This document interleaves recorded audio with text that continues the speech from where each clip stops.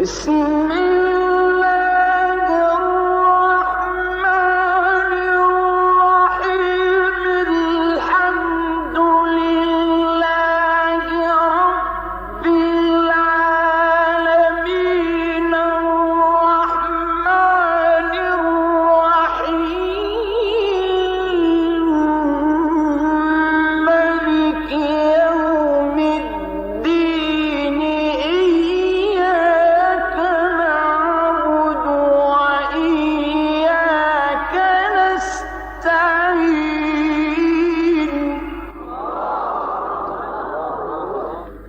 اهدنا الصراط المستقيم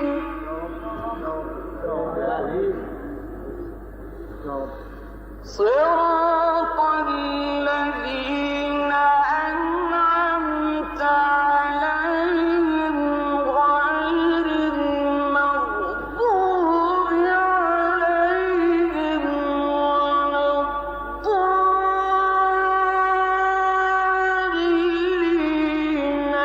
ألف لام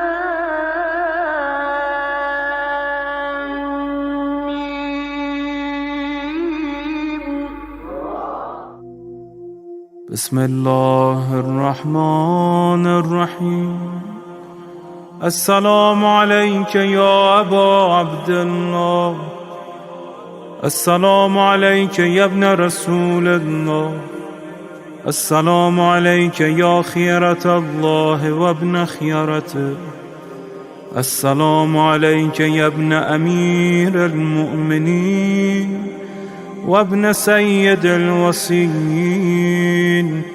السلام عليك يا ابن فاطمة سيدة نساء العالمين.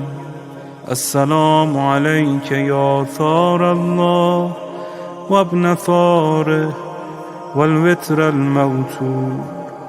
السلام عليك وعلى الأرواح التي حلت بفنائك. عليكم مني جميعا سلام الله أبدا ما بقيت وبقي الليل والنهار. يا أبا عبد الله، لقد عظمت الرزية وجلت وعظمت المصيبة بك علينا وعلى جميع أهل الإسلام، وجلت وعظمت مصيبتك في السماوات على جميع أهل السماوات.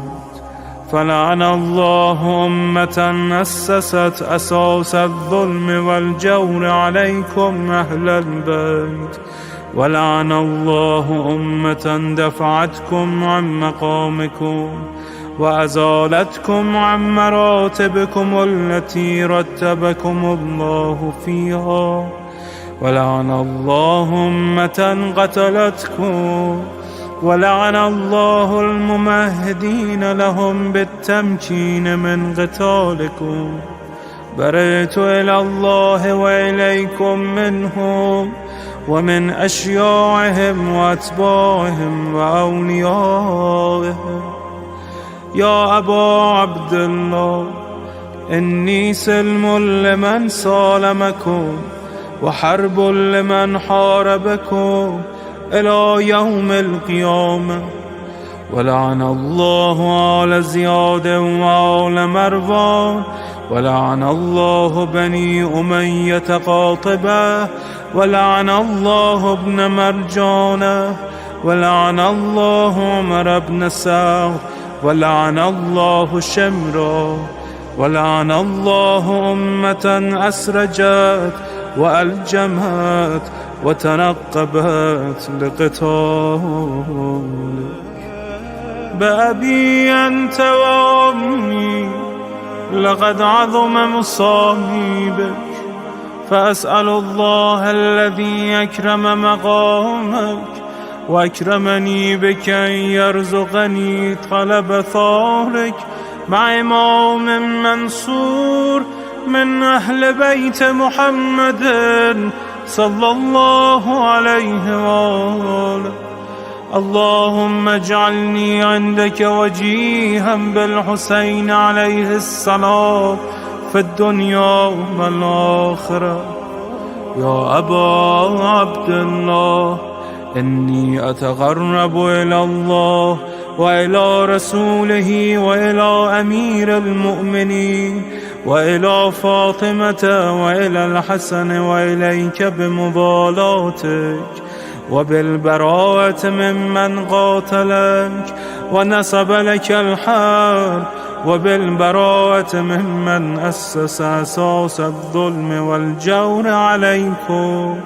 وأبرأ إلى الله وإلى رسوله ممن أسس أساس ذلك وبنى عليه بنيانه وجرى في ظلمه وجوره عليكم وعلى أشيائكم.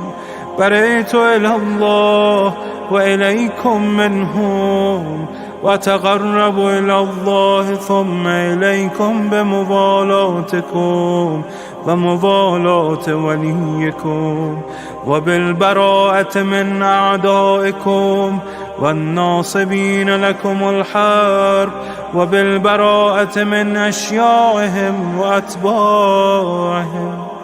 إني سلم لمن سالمكم، وحرب لمن حاربكم، وولي لمن والاكم، وعدو لمن عاداكم. فأسأل الله الذي يكرمني بمعرفتكم ومعرفة أوليائكم ورزقني البراءة من أعدائكم أن يجعلني معكم في الدنيا والآخرة، وأن يثبت لي عندكم قدم صدق في الدنيا والآخرة.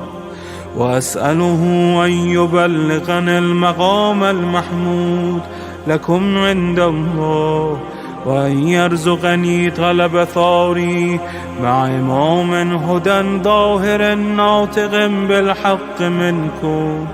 وأسأل الله بحقكم وبالشأن الذي لكم عنده أن يعطيني بمصابي بكم أفضل ما يعطي مصابا بمصيبته، مصيبة ما أعظمها وأعظم رزيتها في الإسلام وفي جميع السماوات والأرض.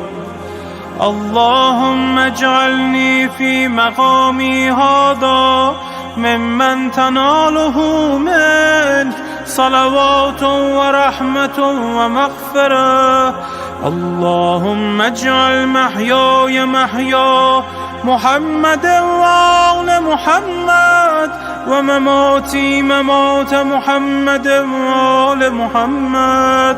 اللهم إن هذا يوم تبركت به بنو أمية وابن آكلة الأكباد، اللعين ابن اللعين على لسانك ولسان نبيك صلى الله عليه وآله.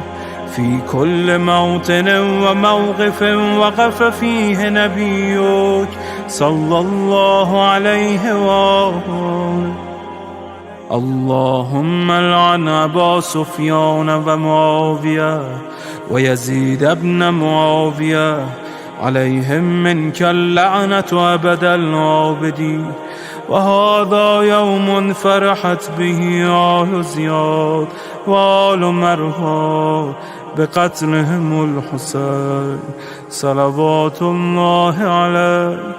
اللهم فضاعف عليهم اللعن منك والعذاب الأليم. اللهم إني أتقرب إليك في هذا اليوم وفي موقفي هذا وأيام حياتي بالبراءة منهم واللعنة عليهم وبالمبالاة لنبيك وآل نبيك عليه وعليهم السلام.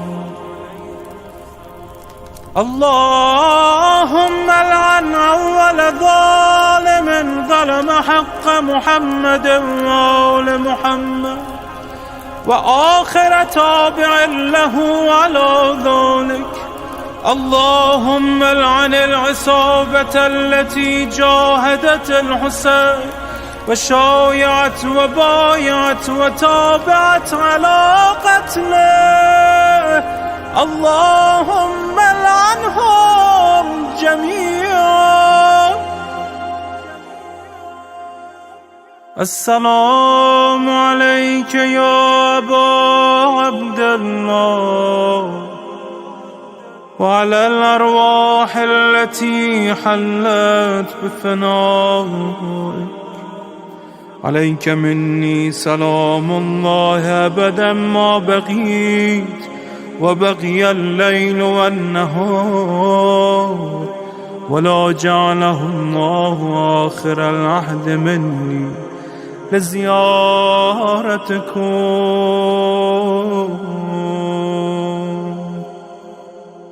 السلام على الحسين وعلى علي بن الحسين وعلى أولاد الحسين وعلى أصحاب الحسين.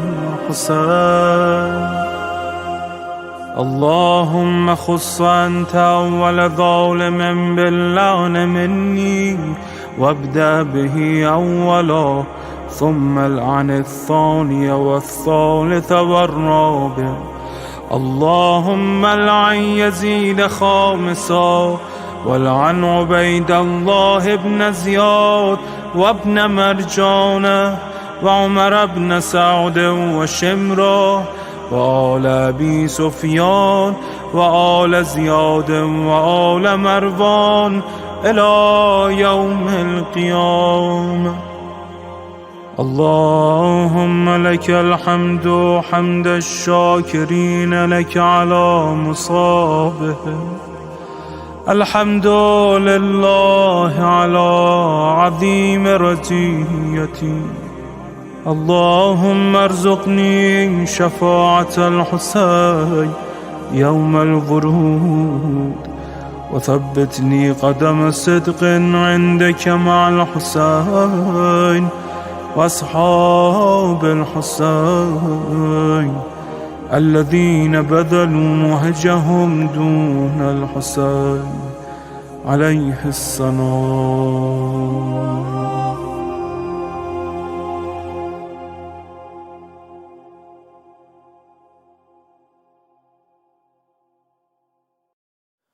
بسم الله الرحمن الرحيم. صلى الله عليك يا رسول الله وعلى أهل بيتك المظلومين. السلام على المحتسب الصابر. السلام على المظلوم بلا ناصر. السلام على ساكن التربة الزاكية. السلام على صاحب القبة السامية. السلام على الحسين وعلى علي بن الحسين وعلى أولاد الحسين وعلى أصحاب الحسين جميعا ورحمة الله وبركاته. At the beginning of his journey, Imam al-Husayn's chance of succeeding in toppling the Umayyad regime and restoring the government of God and the government of his grandfather Rasulullah and the government of his father Amirul Mu'mineen, and restoring justice was very high. He sent his ambassador, Muslim ibn Aqil, who happened to be his cousin and his brother-in-law as well. The children of Aqil 3 of them were married to the daughters of Imam Ali alayhi salam. He sent him to the city of Kufa, and he told the people of Kufa that Muslim ibn Aqil is my brother and he is my ambassador to you. The people of Kufa, who were sick and tired of the oppression of the Umayyads, their injustice, their inequality, they were yearning for the justice of Imam Ali alayhi salam. They quickly pledged their allegiance to Muslim ibn Aqil. 20,000 people, the majority of the people of Kufa, they pledged their allegiance to Imam al-Hussein through his ambassador. Muslim ibn Aqil then wrote a letter to Imam al-Hussein, who was in the holy city of Mecca. He wrote him a letter telling him that the people of Kufa have decided to side with him against his enemies. And they're just waiting for his arrival to rise with the Imam against the Umayyads. The Imam then decided to leave the city of Kufa, city of Mecca, and go to the city of Kufa. Exactly 1 month and 2 days later, so the Imam left the city of Mecca on the 7th of Dhul Hijjah. 1 month and 2 days later, Imam al-Hussein alayhi salam was killed in the most macabre manner. Just 1 month and 2 days later.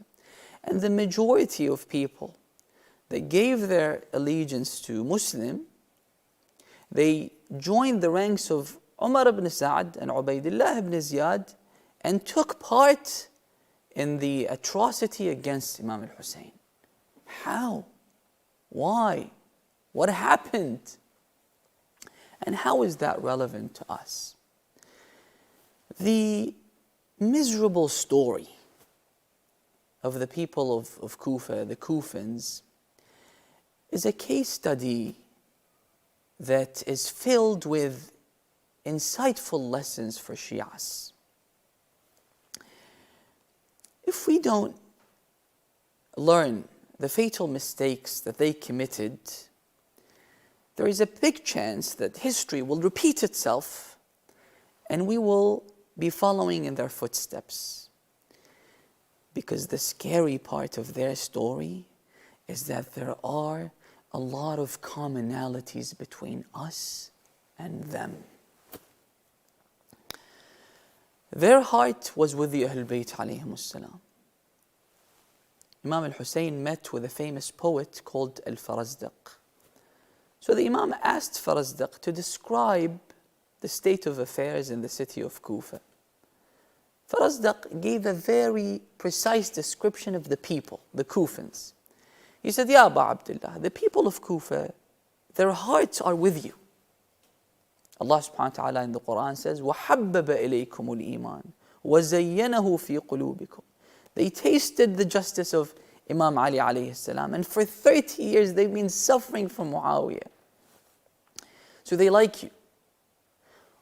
وَسُيُوفُهُمْ عَلَيْكِ. But their swords are against you. When they were tested, they failed in this test miserably. Now, there are factors that led to their miserable fate. Inshallah, my aim is to discuss these 4 factors that made them meet that outcome. And we know a lot about the people of Kufa, how it all started, what they wanted, how they invited Imam al-Hussein alayhi salam, the tests that they were subjected to, the things that happened to them, and the outcome and the final fate. This is why this is a good case study. But before I discuss the 4 factors, allow me to reflect upon one question. The question is, if we were to go back in time, if we travel in a time machine to go back to the time of Imam al-Hussein alayhi salam, in the year 61 Hijrah, where would we be standing? Would we be with the people of Sham who were just spectators, just watching as the events were unfolding? Or would we be with the people of Medina who consciously and knowingly failed to support Imam al-Hussein alayhi salam? They saw the Imam being cornered in the city of Medina. The Imam, the son of Rasulullah, according to the Quran, he left their city. They failed to support the Imam. Or would we be with the people of Kufa who invited the Imam to come and then they betrayed him? Why is this a possible scenario? Because these people wrote letters to the Imam. They say that when the Imam responded to their letters, when they opened the letter of Imam al-Hussein, before even reading it, they were in tears, yearning for the Imam to come. But do you know how they treated his ambassador, Muslim Aqil? Yes, initially they pledged their allegiance. But when push comes to shove, when it was time to fight, they started shooting arrows at Muslim Aqil from the rooftops of their homes. This is how they treated Muslim Aqil, the ambassador of Imam al-Hussein alayhi salam. So you might say that I would automatically side with Imam al-Hussein. I love Imam al-Hussein alayhi salam. But didn't the people of Kufa thought that they loved Imam al-Hussein as well? This love should be tested. There's a hadith that says that Imam al-Hussein is respected and loved by everyone. Amir al-Mu'mineen is a polarizing figure, yes. Munafiqeen, the hypocrites would not like Amir al-Mu'mineen. They would not love Amir al-Mu'mineen. But with Imam al-Hussein, they all claim that they love the Imam. But do they really love him? Many people don't know. A friend of mine and a great scholar, who wasn't a Shia, he was a Wahhabi and a student of Ibn Baz, the famous Wahhabi scholar. He became a Shia later on. He once said that I used to think that I love Amir al-Mu'mineen, but now when in hindsight, when I go back and think about how I felt towards Amir al-Mu'mineen, I didn't like Amir al-Mu'mineen. I thought that I love him, but deep down, I used to say that it was his fault. Why would he engage in a battle with the wife of the Prophet? Deep down, I didn't like him, but I didn't know. And there are numerous narrations about how some people think that they love the Ahlul Bayt, while they can't reconcile between the love of Ahlul Bayt and the love of their enemies. The enemies of the Ahlul Bayt are the antithesis of the Ahlul Bayt. They are polar opposites. They represent a different camp. They represent the shaitan. How can you reconcile between the two loves? So if we go back in time, where would we be standing? We might think that we would side with Imam al-Hussein straight away, but think twice. If I can't answer the call to prayer in the morning when the adhan is called, I can't wake up in the morning to pray Salat al-Subuh. How am I supposed to answer the plea of Imam al-Hussein on the day of Ashura if I can't spend 3 minutes waking up to pray just 2 rak'at during Fajr time? How am I supposed to join Imam al-Hussein's camp and be killed with him? If I am willing to sever my ties with my relatives because of worldly pleasures, because of money, because of wealth, and not make any concessions when it comes to these worldly pleasures, how am I supposed to sever all my ties and detach myself from everything in this world and join Imam al-Hussein's camp? If you're not willing to wear hijab, too difficult for you to wear hijab, how do you expect yourself to join Lady Zainab in her endeavor with Imam al-Hussein alayhi salam? So this is a difficult question that needs reflection. Now, with respect to the 4 factors that led the people of Kufa to deviate, the first factor is the influence of the media. We sometimes underestimate the power of the media. If you control the media, you control people's minds. And throughout history, governments in the East and in the West, they maintained full control over the source of information, over the media, to control people's minds. There's a verse in the Quran. Allah subhanahu wa ta'ala speaks about Fir'aun, who is a classic example of a tyrant. He says, Fir'aun said to his people, "La urikum illa ma ara." You only have to think what I want you to think. I feed you with the news. I feed you with the information. You're not allowed to think outside the parameters that I draw for you, the confines of the tyrant. We find that the city of Kufa only joined the Muslim empire during the time of the second caliph. We all know that when the first caliph assumed power, one of the first things that he did, and this is mentioned in non-Shia books, the first thing that he did was he burnt the sayings of Rasulullah that were written down. He said that this will mix with the Quran and people will be confused. Even though there is a huge difference between the words of Rasulullah, even though he is the master of creation, and the words of God. The disparity is huge. At the end of the day, Rasulullah is a human being, while the Quran is the word of Allah subhanahu wa ta'ala. So he burnt the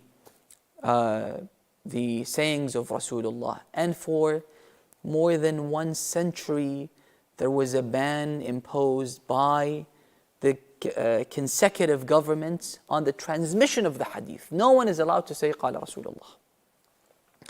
The first caliph ruled for 1 year and a half, less than 2 years.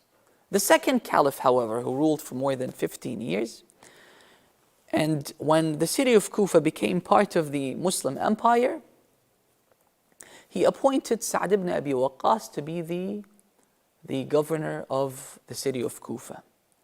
So he was talking to him before he traveled to the city of Kufa, and he said to him that my policy for the city of Kufa is not to preoccupy their minds with hadith. Hadith should be omitted from the schedule, from the curriculum. No one is allowed to learn the sayings of Rasulullah sallallahu alayhi wa alayhi. Just teach them the Quran.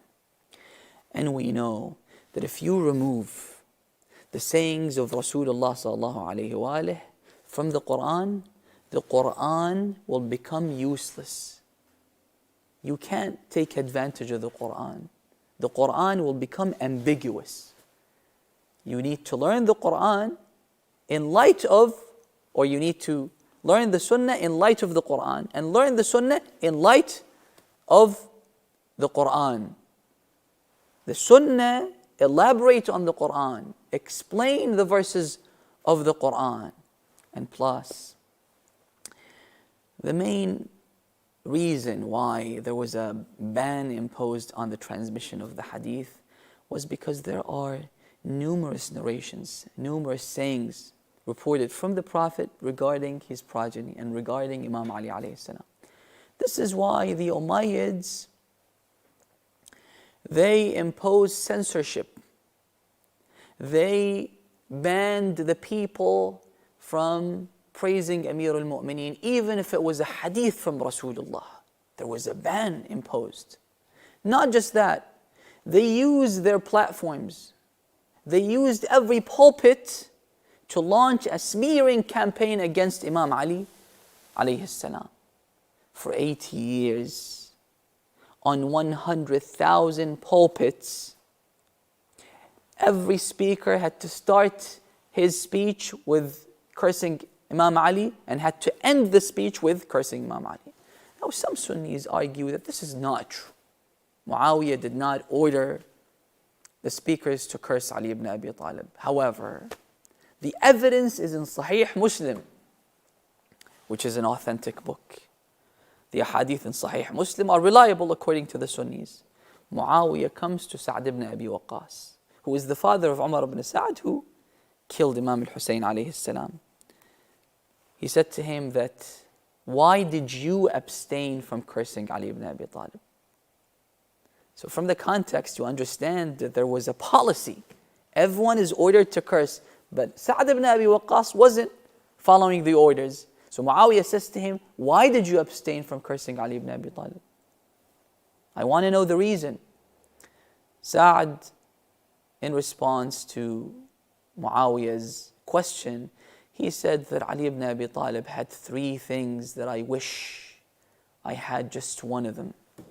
This would be more valuable to me than having all the livestocks in the world. And then he mentions something that he himself heard from Rasulullah sallallahu alayhi wa alihi. So you might be surprised when you first hear, how can the nation of Rasulullah take part in killing the son of Rasulullah? Hussein is not just the grandson of Rasulullah from his daughter. According to the Quran, Hussein is the son of Rasulullah. In Ayat al-Mubahala, Allah subhanahu wa ta'ala tells the Prophet, قُلْ تَعَالَوْ نَدْعُ أَبْنَاءَنَا وَأَبْنَاءَكُمْ وَنِسَاءَنَا وَنِسَاءَكُمْ وَأَنفُسَنَا وَأَنفُسَكُمْ. Let's invite our children, you bring your children. In the story of the Mubahala, in what happened between the Prophet and the Christians. So he calls the children of Ali ibn Abi Talib, Imam al-Hasan, Imam al-Hussein, he calls them, according to the Quran, he calls them the children of Rasulullah. Abna'ana, the sons of Rasulullah sallallahu alayhi wa alihi wa sallam. It's according to the Quran. How can the Ummah engage in an all-out war with the son of Rasulullah sallallahu alayhi wa alihi? Because of the media. The media portrayed Ali ibn Abi Talib and his children as the enemies of Islam. People thought that Ali ibn Abi Talib doesn't pray. When he was killed, they asked, how did he die? They said, while he was praying, he was struck with a sword. So the people of Sham said, does Ali even pray? To this extent. But it was a subtle war. It's the boiling, the frog in a boiling water example. People didn't realize that the government is changing their mindset. It's not a taboo anymore to kill Hussein ibn Ali. 30,000 people came and Imam al-Hussein was telling them, am I not the son of Rasulullah sallallahu alayhi wa sallam? You can ask Jabir ibn Abdullah al-Ansari, who was a companion of the Prophet. You can ask Abu Sa'id al-Khudri. He would narrate to you that he heard the Prophet say, Al-Hasan wal-Hussein imaman qama aw inqa'ada. All these ahadith reported from Rasulullah sallallahu alayhi wa sallam in relation to his progeny. What was it that played a major role in changing people's mindset? It was the media. And we see that this is a common practice by all governments throughout history. Stalin, for example. Stalin, he wasn't very close to Lenin, his predecessor. His predecessor, Lenin, when he was about to depart this world, he appointed 3 people to be in charge of the Communist Party. And even though Stalin played an important role, but he wasn't the most important person in the Communist Party. And yet he was the hitman. He was the most audacious, he was the most aggressive one of the 3. So what he did, he was the first person in recorded history, documented history, to resort to deceit, misinformation, disinformation. He doctored a photo of himself with Lenin as if he is very close to Lenin, sitting next to him, to insinuate that he is the heir to the throne. He should be next after Lenin. And even though Stalin didn't have a bright past, what he did was change that. He was maintaining a full grip on the media. He changed his past. He changed his history. And that's what the Umayyads did as well. They launched a smearing campaign against Imam Ali and all the relatives of Imam Ali, his children, his father. His father, according to doctored hadith, is in hell. Abu Talib, who was the first supporter of Rasulullah sallallahu alayhi wa alihi. Until today, people are victims. Non-Shias are victims. When you tell them certain things about the Ahlul Bayt, they say that, why didn't anyone inform us about these things? I remember once I heard the head of the Awqaf in Syria, a Sunni scholar. He said, I studied in the seminary. He's a scholar. He said, no one told me about the story of Hussein alayhi salam. Why? There's a ban, there's censorship. So the Umayyads did the same thing. They changed their history. All of a sudden, Abu Sufyan became the ultimate defender of Rasulullah. They faked a hadith praising Hind, praising Muawiyah, and praising the Umayyads. This is what they resorted to. So this was the case in the past. What about today? Today, the governments in the East and in the West still maintain full control over the media. I'm not talking about the East. In the East, it's a mess, right? What about the West? Can a random guy open a TV station in the UK, in Australia, in America, in Europe in general? Are you allowed to open a TV station? You might think, yes, you can. There are steps that you have to take. But it's so difficult, the conditions and the criteria, that it would make it impossible. Can you open your own radio station? The simple answer is no. Can you have your own newspaper and print it on a mass scale? Again, the answer is no. Can you have your own curriculum, your own syllabus, open your own school and have your own syllabus? Can you? No, you can't. No, you can't. Let me give you a small example. Twitter. Twitter is a social media platform where anyone can open an account and you can share ideas, you can share news, and people can read it, right? It seems like that. However, you find that Twitter only verifies accounts of people that they support. If there is someone who is not on the same page, even if he is popular, even if he has a lot of followers, but they will not verify his account. As simple as that. For example, there is a tyrannical regime in the Middle East who has stakes in Twitter, maybe 30% more or less in Twitter. If there is someone who is critical of that regime, of that government, they will never verify his account. No matter how much he applies, they will never verify his account. You might say that I can share anything on Twitter. If there is something that the people must know, I can tweet about it. You know what they do to you? They can shadow ban you. They don't close your account. Sometimes they close your account.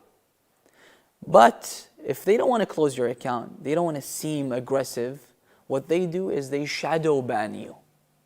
You still can tweet, but no one can see your tweets. And this lowers the engagements considerably. Have you ever wondered how, in this country, 10 years ago, the majority of the citizens of this country were opposed, vehemently opposed to the Sodomites. They were against them. But what happened that changed their mentality? What happened? In the last consensus, the majority of people voted yes to legalizing sodomy. What happened? What changed their minds? It's subtle, but it's happening. They say that Facebook has so much power on people's minds that people don't realize. They say that during the American elections, they use algorithms. Even a slight change to their algorithm would sway the election one way or another. Now, whether they practice their authority, they implement it, they use it or not is a different thing, but they have the power. Go read about Cambridge Analytica, and it will tell you more about how they can control people's minds fully. And one day they can use it. They can use it. What do we need to do? We need to be immune. The hadith says, "Kun fi nas wa la takun ma'hum." Be with the people. You live in the society, but don't swim with the current. Something needs to shield you. There needs to be a veil.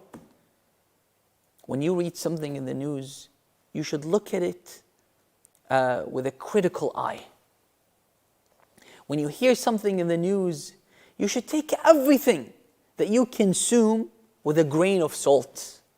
You've seen how today, when you write something about COVID-19 or about the vaccines, you see a message popping up, whether on YouTube or on Twitter, saying that if you want reliable information, you should go to reliable sources. Don't listen, don't accept everything that you hear, because they know people will be influenced. Imam al-Hassan al-Mushtaba says that why is it when it comes to food, you are super vigilant. You make sure that the food that you eat is delicious and healthy. But when it comes to your mind, you consume anything without filtration, you should have your own filtering system. When you hear anything, when you see anything, you should be critical of everything. Everything. Otherwise, this is how they control your mind. This is how they control your mind. This is why we find that religious groups, faith groups that are concerned over their identity, for example, the Jewish community, I'm not talking about the liberals, I'm talking about Orthodox Jews, or even Christians who are concerned about their identity. They wouldn't let the government or the elites to decide for them. What they do is they create their own environment. They have their own schools. Yes, they have to follow the curriculum of the government, but they add a class that would give their followers direction. They have their own environment. For example, the Jews, they have to live next to the synagogue because on a Sabbath, they can't drive their cars. This is why they have to live close to the synagogue. And they have to live together. This is why it's a closely knit society. And they have to intermarry. They can't marry outside their faith, outside their religion. Even liberal Jews,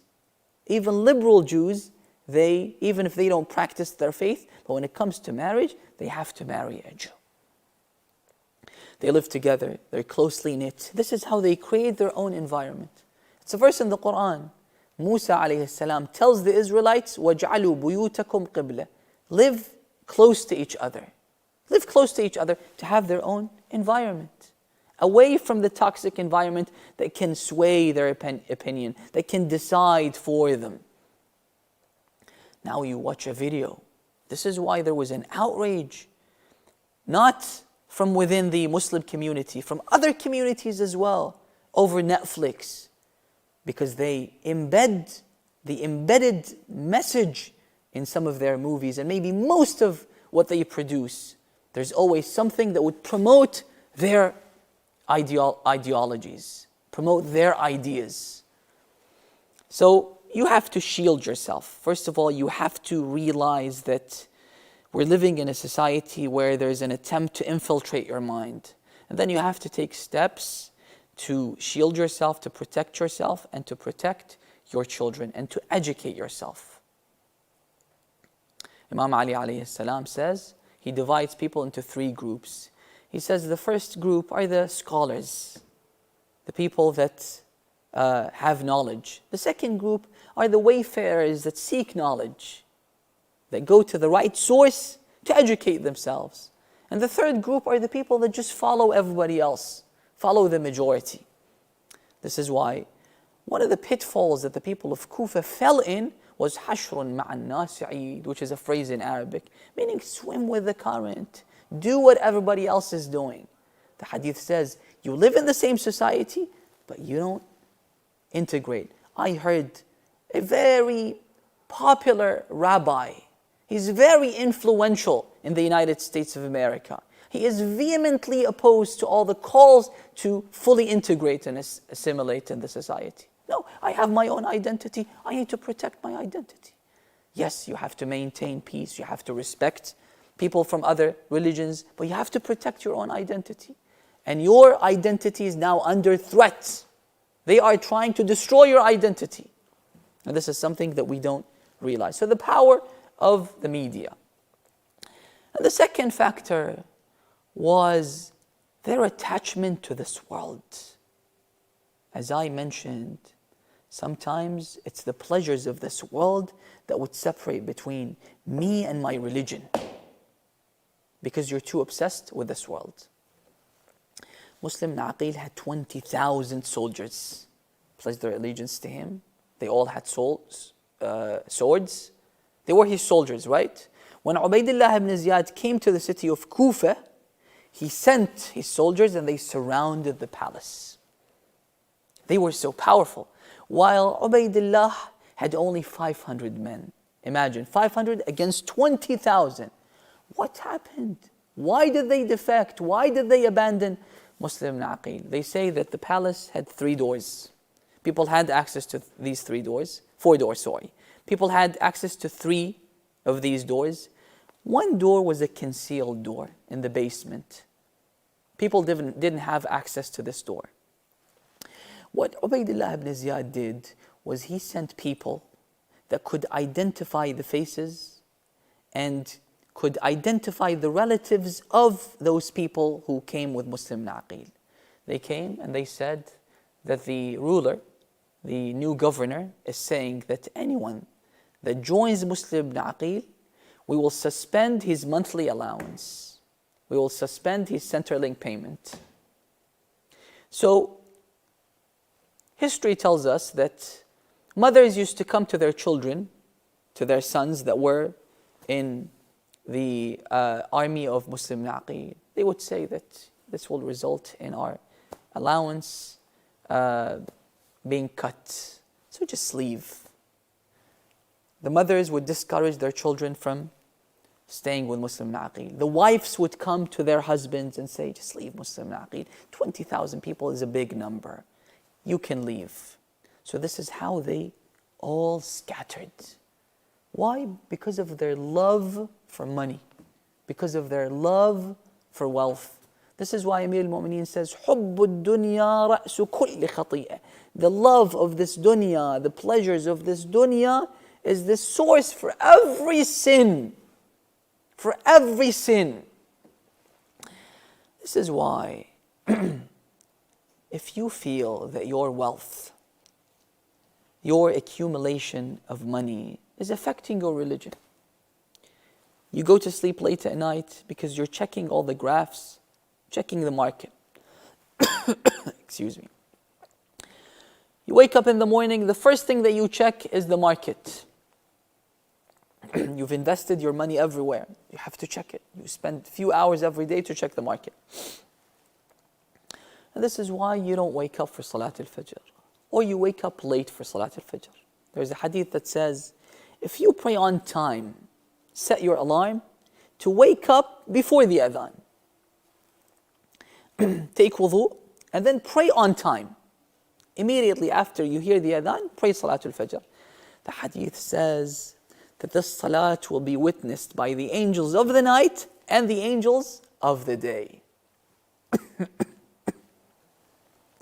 But if you feel that this is affecting your salat, or if you feel that it's affecting your perception of the mu'mineen, you're looking at the mu'mineen with contempt. You don't want people to befriend you because you suspect that these people are trying to suck up to you because now you're rich. You disrespect the mu'mineen. You're arrogant because you have money. Or if you feel that your wealth is changing your manners. رجال, the Quran says, لا تلهيهم تجارة ولا بيع عن ذكر الله. These are people, the mu'mineen, are not preoccupied with their wealth, with their children. تجارة ولا بيع عن ذكر الله وإقام الصلاة وإيتاء الزكاة. If your wealth is affecting your religion, you should slow down. Yes, it's not bad to become wealthy. It's not bad to become money, but for 2 main reasons. One, if poverty would make you lose your religion, if poverty, sometimes poverty makes people lose their religion. If by becoming rich you would become more religious, it's encouraged to become rich, to become wealthy. And number two, if you make money to help your relatives who are in need, to go to ziyarah, and to use your money for good reasons. It's good to make money. There's nothing wrong with making money. But if it affects your religion, no, you should slow down. Otherwise, when Imam al-Mahdi comes, this will be your veil that would prevent you from joining Imam al-Mahdi. Let me share with you this story. There was a man who was praying every day to see the Imam. For years, this was his wish, to see the Imam of our time. One day, in the middle of the night, he hears a knock on his door. So he opens the door, he sees a stranger. The stranger says to this guy, he says to him, "Are you the one who's adamantly in pursuit of meeting with the Imam of your time?" He said, "Yes." He said, "You've been granted this wish. I've been sent by the Imam to tell you that he agreed, but there is a condition. This house that you're living in is not yours. This was confiscated. You bought it from an oppressor that confiscated the house. Now you have to return the house to its original owner." So the guy thought to himself that I've been working day and night to pay the mortgage of this house for 30 years. Now I have to let go of it. I have to abandon it. He thought to himself, this is difficult. This is hard. Just the other day, a guy was living in a house that he doesn't own. So he was asked by the local authorities in Karbala to vacate the house. So he disagreed. The mayor of Karbala goes there and he tries to speak to him. He had opened businesses around the house and it wasn't his, to meet with him. So he refused. All of a sudden he comes with a shotgun and he kills the mayor of Karbala inside the holiest city in the world. This is what money does. This is what this dunya does. So this guy thought to himself that I can't let go of my house. What can I do? This guy is giving me this opportunity to meet the Imam of my time. But if you're too obsessed with the dunya, if you're too attached to this dunya, suddenly he yelled with his loudest voice, "Thief, thief, thief." So the guy disappeared. The neighbors came. What happened? He said, there was a guy who wanted to steal my house. Where is he? He's gone. 3 days later, the same guy who was sent by the Imam, he came to meet with him while he was in his shop. He said to him, "We just wanted to prove to you that you're not ready to meet the Imam. Perhaps if the Imam comes, you'll be siding with his enemies, even though you think that you're close to the Imam." So the attachment to this dunya is the biggest disease and the source of every disease. What do we need to do to lessen our attachment to this world? Unfortunately, this is the second factor, and I don't have enough time to go through the other two factors. What do we need to do? We need to understand that this factor can weigh in when the Imam of our time comes. We have to be ready. Why is it that the most important duty of a mu'min during the time of occultation is to wait for the Imam? Waiting means to prepare for the Imam's reappearance. You have to be ready. And one of the hallmarks of being ready is to be prepared to sever these attachments. A man on the day of Ashura receives the news that his son was arrested in Ray, modern day Tehran. So they tell him that your son has been arrested and God knows what will happen to him. So he doesn't say anything. Then the Imam says to him that you can leave me. I know you pledge your allegiance to me, but I allow you to leave me. Suddenly the man said, "Akalatni as-sibaa hayyan in taraktuk." May the wolves of the deserts eat me alive if I leave you. I will pay someone 100 dirhams to go and pay the authorities in Tehran to free my son. Otherwise, I am not going to Tehran and leave you. This is not happening. So his attachment to his son, who doesn't love his son?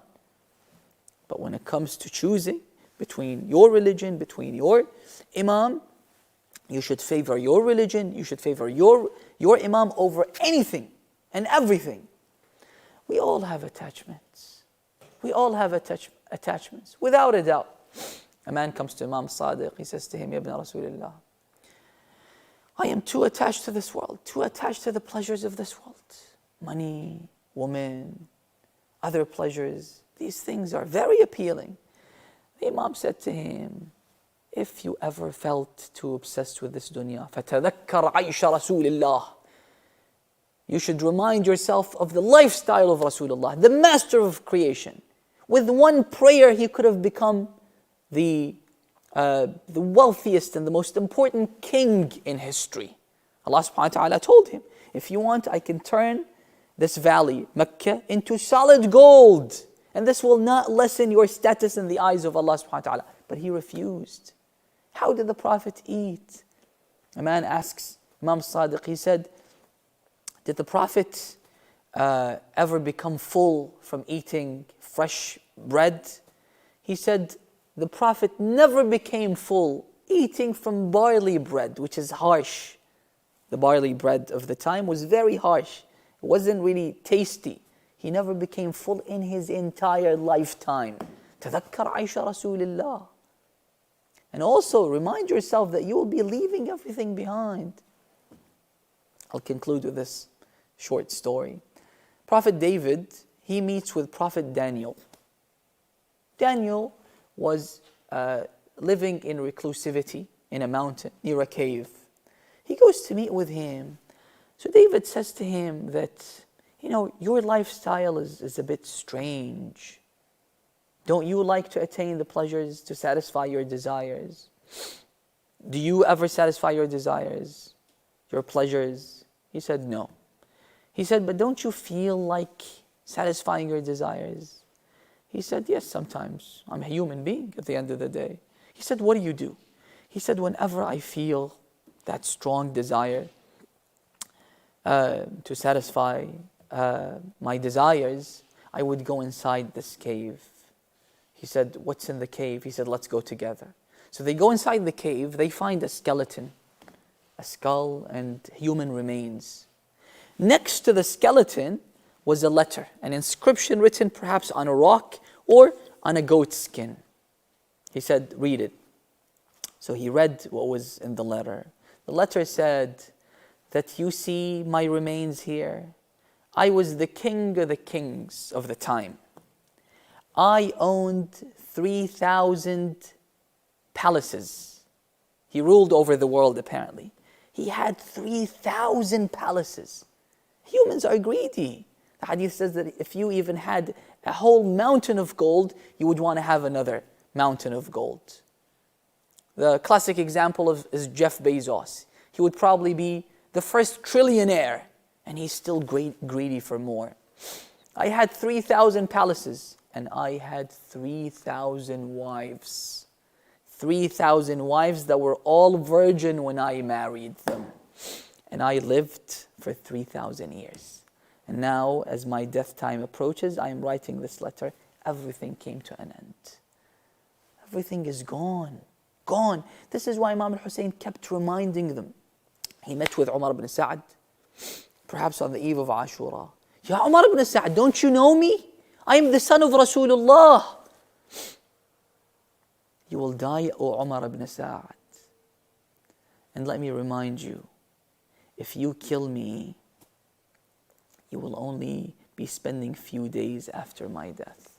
Umar ibn Sa'd laughed and the Imam just left him. So this is how you can kill your appetite for desires that are haram.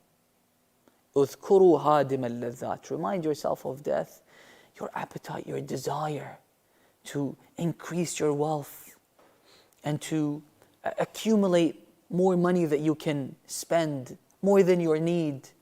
The the remembrance of death will kill your appetite. Now we go to Muslim ibn Aqil.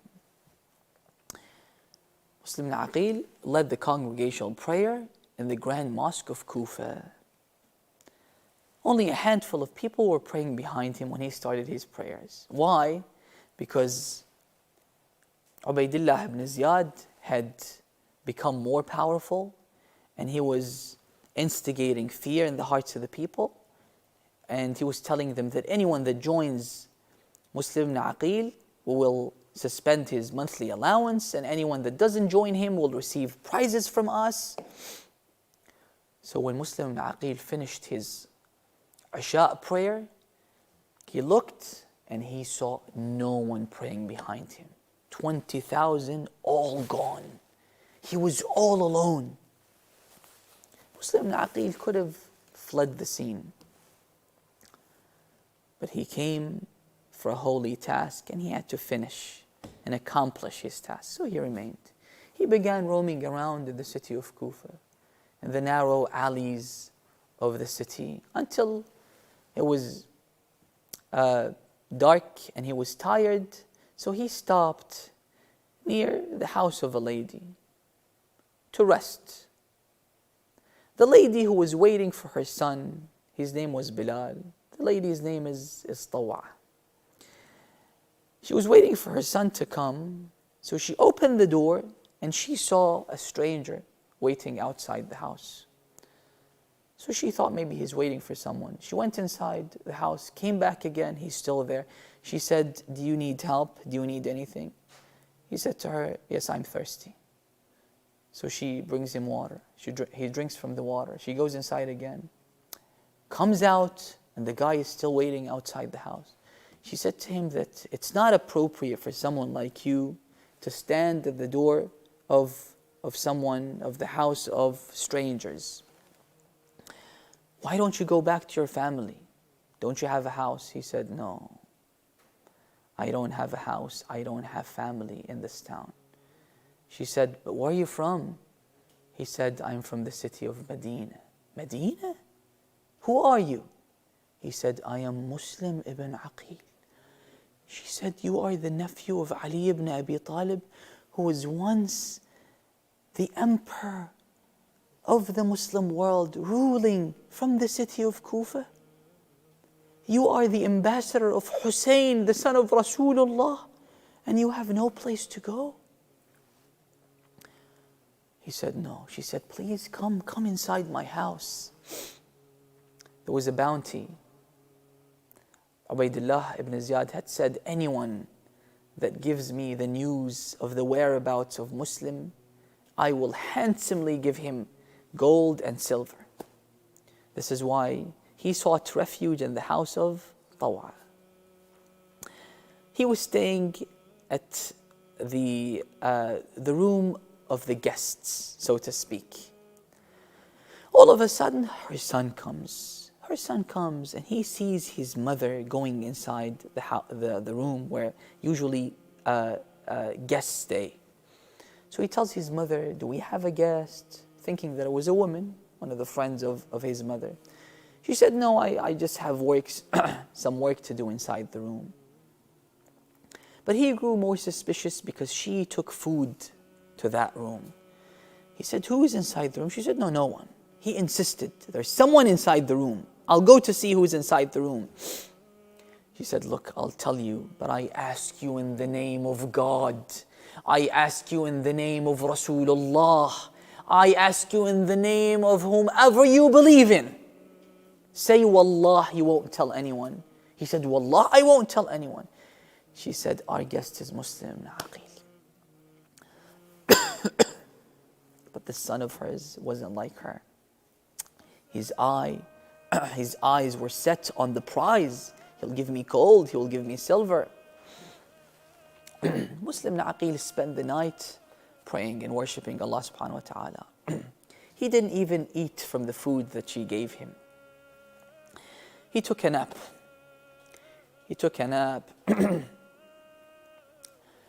He saw a dream. He saw Rasulullah sallallahu alayhi wa speaking to Amir al-Mu'mineen. Rasulullah looked at Imam Ali. He said, "Where is Muslim? Why didn't he come?" Imam Ali said to the Prophet, "He will be joining us soon."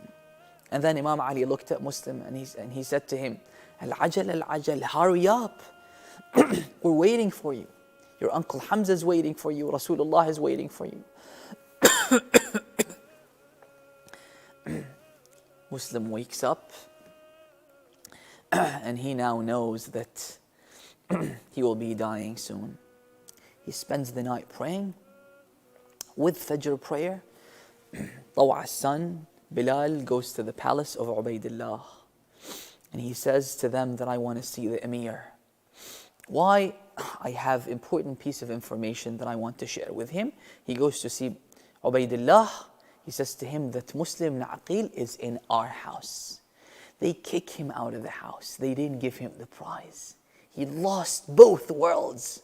But they sent a whole battalion to the house of Taw'a. Who was the head of the battalion? A man by the name of Muhammad ibn al-Ash'ath, a wicked man. So when they go to the house of Taw'a, when he hears the sound of the horses coming, he doesn't wait for them to come inside the house.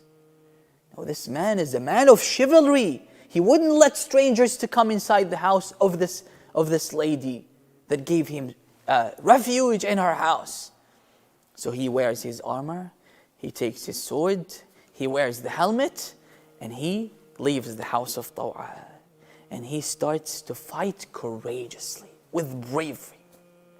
200 people against one person. They could easily arrest him, but they couldn't.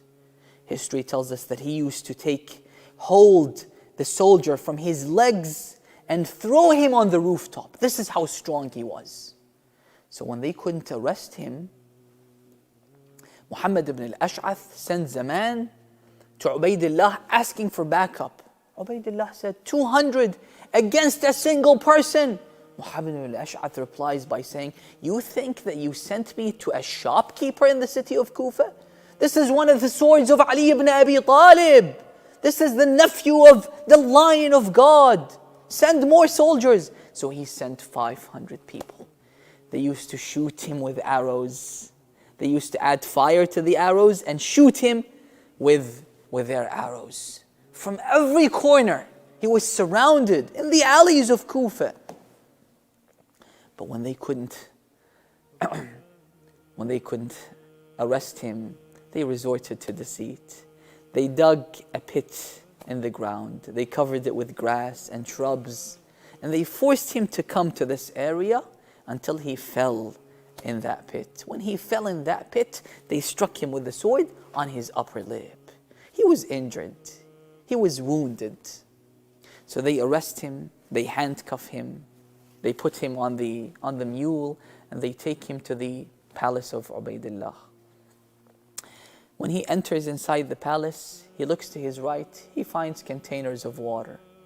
He said, "Can you give me water?" When he said this, someone kicked him from his back.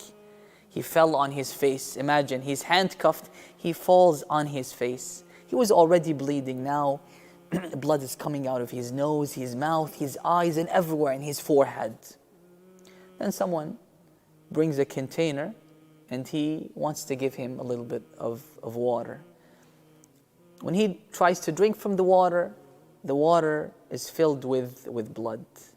So a second container is brought. As he tries to drink from the second container, the water is filled with blood again. And the third time, his tooth falls inside the container, and he says, "No, as if I'm not to quench my thirst. I'm not meant to quench my thirst."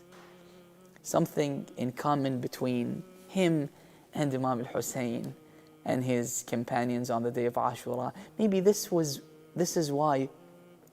is one of the reasons why Imam al-Hussein on the day of Ashura, when he saw all his companions lying on the sand dunes of Karbala and he had no supporters, the Imam said, "Ya Muslim ibn Aqil, Ya Hani ibn Urwa," and he mentioned them by name.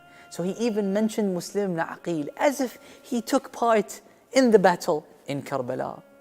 Then as he enters inside the palace, Ubaidullah is sitting on his throne. He doesn't say salam to him, he doesn't salute him. Someone says to him, "Why don't you salute the Emir?" Muslim ibn Aqil said, he's not my Amir, he's not my ruler. I don't recognize him as my Amir. My Amir is Hussein. So Ubaidullah says that whether he salutes me or not, he will be killed today. He is taken to the rooftop of the palace. He starts to cry. So one of the men that were there said to him that a person like you shouldn't be crying. You wanted this. You fought courageously. Why are you crying? He said, I'm not crying out of fear from death because I'm dying. I am crying because I sent a letter to Imam al-Hussein inviting him to come to Kufa, and he is bringing his family and children with him. If he knew, if I had, Imam al-Hussein knew, but if I didn't send him that letter, at least he wouldn't come with his family. So then the wicked man raised his sword after he offered 2 rak'at for Allah subhanahu wa ta'ala. He said to the guy who was about to kill him that if it wasn't for the fact that you would think that I am delaying my prayer because I'm scared of death, I would have delayed my prayer more and prayed with reflection. But I am keen to meet my fate. Suddenly he struck him with a sword on his neck, severing his head, and he pushed him from the rooftop of the palace of Ubaidullah. He fell on the ground, breaking every bone in his body. And this is another commonality, similarity between him and Imam al-Hussein. You know how they broke his bones? They crushed his body under the hooves of horses. The second similarity between him and Imam al-Hussein is that Imam al-Hussein was left 3 days without burial on the sand dunes of Karbala. Muslim ibn Aqil was left on the crucifix for 3 days without burial. But there's something that happened to Imam al-Hussein that did not happen to Muslim ibn Aqil. Muslim ibn Aqil was not slaughtered before the eyes of his children. Muslim ibn Aqil's clothes were not snatched before the eyes of his family and his children. And let me just conclude this tragedy with this. When Imam al-Hussein alayhi salam received the news of Muslim's death, he began to cry. The first thing that the Imam did was call the daughter of Muslim ibn Aqil, Hamida. Imam al-Hussein was her uncle. He called her. He made her sit on his lap. And then he began to cuddle her. She said, Abba, she said, oh Uncle Hussein, did anything happen to my father? Because you're treating me like orphans. What was Imam al-Hussein's response? He said to her, Bunayya, I am now your father, and my daughters are your sister. Yes, your father has been killed. And on the day of Ashura, when Imam al-Hussein was about to bid farewell with his family and children, everyone came. They said goodbye to the Imam, excluding Sukayna. His daughter Sukayna did not come. So the Imam went to her tent to say goodbye to her. She was sitting in the corner of the tent while her head was between her knees. Sukayna, Bunayya, I want to say goodbye to you. I want to go to the battlefield. They will be killing me. They said, Abba, can you alight from the back of your horse? I want you to do something to me. He alighted from the back of the tent. Abba, can you sit down? Imam al-Hussein sat down. Then she sat on his lap. She said, Abba, I saw you treating Hamida like you treat orphans. I want you to treat me the way orphans are treated, because when you are killed, no one will do this to me. ولا حول ولا قوة إلا بالله العلي العظيم ولا عدوان إلا على الظالمين. Let's recite دعاء الفرج together. اللهم كن لوليك الحجة ابن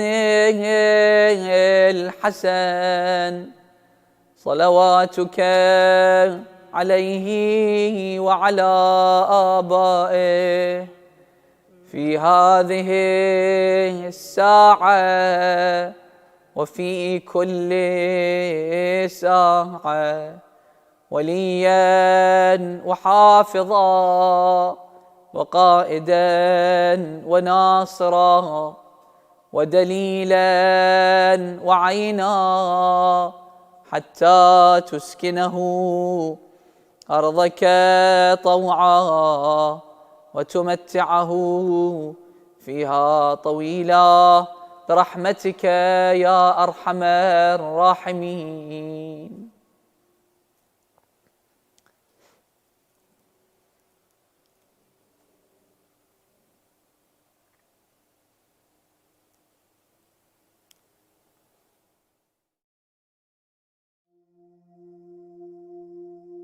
بسم الله الرحمن الرحيم. السلام عليك يا أبا عبد الله. السلام عليك يا ابن رسول الله. السلام عليك يا خيرة الله وابن خيرته. السلام عليك يا ابن أمير المؤمنين وابن سيد الوصيين. السلام عليك يا ابن فاطمة سيدة نساء العالمين. السلام عليك يا ثار الله وابن ثاره والوتر الموتور. السلام عليك وعلى الأرواح التي حلت بفنائك. عليكم مني جميعا سلام الله أبدا ما بقيت وبقي الليل والنهار. يا أبا عبد الله، لقد عظمت الرزية وجلت وعظمت المصيبة بك علينا وعلى جميع أهل الإسلام، وجلت وعظمت مصيبتك في السماوات على جميع أهل السماوات. فلعن الله أمة أسست أساس الظلم والجور عليكم أهل البيت، ولعن الله أمة دفعتكم عن مقامكم وأزالتكم عن مراتبكم التي رتبكم الله فيها، ولعن الله أمة قتلتكم، ولعن الله الممهدين لهم بالتمكين من قتالكم. برئت إلى الله وإليكم منهم ومن أشياعهم وأتباعهم وأوليائهم. يا أبا عبد الله، إني سلم لمن سالمكم وحرب لمن حاربكم إلى يوم القيامة. ولعن الله آل زياد وآل مروان، ولعن الله بني أمية قاطبة، ولعن الله ابن مرجانة، ولعن الله عمر بن سعد، ولعن الله شمرا، ولعن الله أمة أسرجت وألجمت وتنقبت لقتالك. بأبي أنت وأمي لقد عظم مصائبك، فأسأل الله الذي أكرم مقامك وأكرمني بك أن يرزقني طلب ثارك مع إمام منصور من أهل بيت محمد صلى الله عليه وآله. اللهم اجعلني عندك وجيها بالحسين عليه السلام في الدنيا والآخرة. يا أبا عبد الله، إني أتقرب إلى الله وإلى رسوله وإلى أمير المؤمنين وإلى فاطمة وإلى الحسن وإليك بمبالاتك وبالبراءة ممن قاتلك ونسب لك الحرب، وبالبراءة ممن أسس أساس الظلم والجور عليكم. وأبرأ إلى الله وإلى رسوله ممن أسس أساس ذلك وبنى عليه بنيانه وجرى في ظلمه وجوره عليكم وعلى أشيائكم. برئت إلى الله وإليكم منهم وأتقرب إلى الله ثم إليكم بموالاتكم وموالاة وليكم وبالبراءة من أعدائكم والناصبين لكم الحرب وبالبراءة من أشياعهم وأتباعهم. إني سلم لمن سالمكم وحرب لمن حاربكم وولي لمن والاكم وعدو لمن عاداكم. فأسأل الله الذي يكرمني بمعرفتكم ومعرفة أوليائكم ورزقني البراءة من أعدائكم أن يجعلني معكم في الدنيا والآخرة وأن يثبت لي عندكم قدم صدق في الدنيا والآخرة. وأسأله أن يبلغني المقام المحمود لكم عند الله وأن يرزقني طلب ثاري مع إمام هدى ظاهر ناطق بالحق منكم. وأسأل الله بحقكم وبالشأن الذي لكم عنده أن يعطيني بمصابي بكم أفضل ما يعطي مصابا بمصيبته، مصيبة ما أعظمها وأعظم رزيتها في الإسلام وفي جميع السماوات والأرض.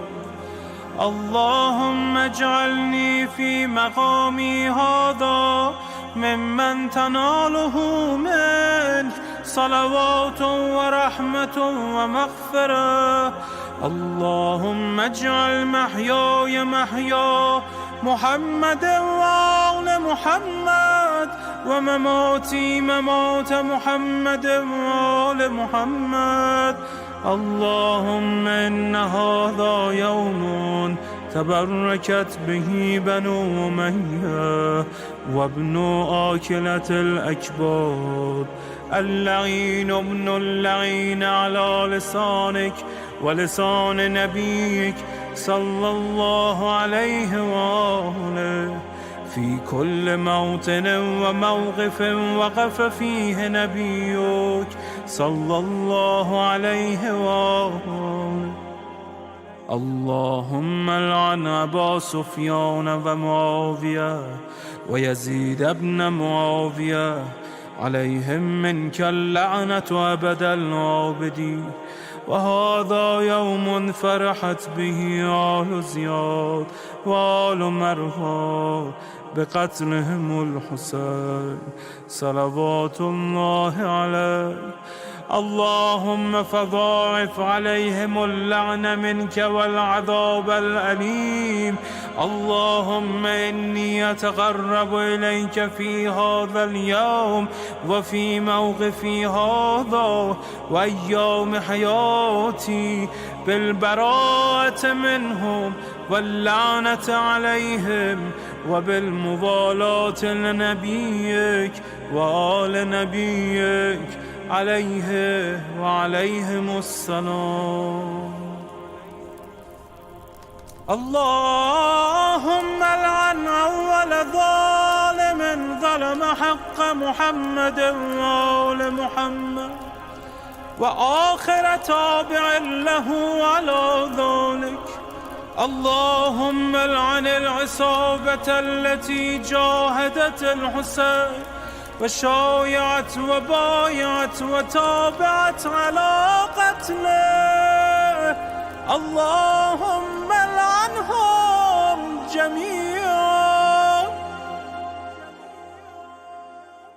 السلام عليك يا أبا عبد الله وعلى الأرواح التي حلت بفنائك. عليك مني سلام الله أبدا ما بقيت وبقي الليل والنهار، ولا جعله الله آخر العهد مني لزيارتكم.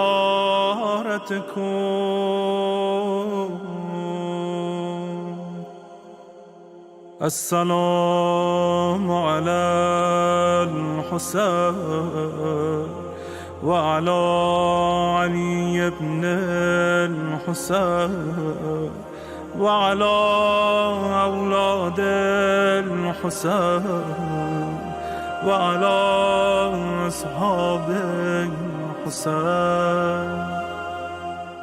اللهم خص أنت أول ظالم باللعن مني وابدأ به أولا، ثم العن الثاني والثالث والرابع.